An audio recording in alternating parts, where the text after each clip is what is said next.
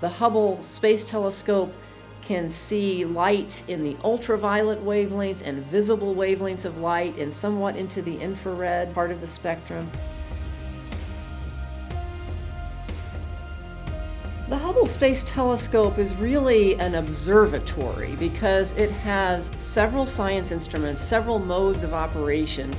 We have multiple cameras, multiple spectrographs. They each have different capabilities in terms of their sensitivities or the kinds of frequencies they can receive. We can also use Hubble in different kinds of intriguing modes depending on what we're trying to observe. We can even track fast-moving things like comets moving through our solar system. So it is that versatility of the scientific instruments and the way we use them that enables Hubble to be a wonderful observatory for all kinds of astronomy, from the nearby solar system to the distant universe.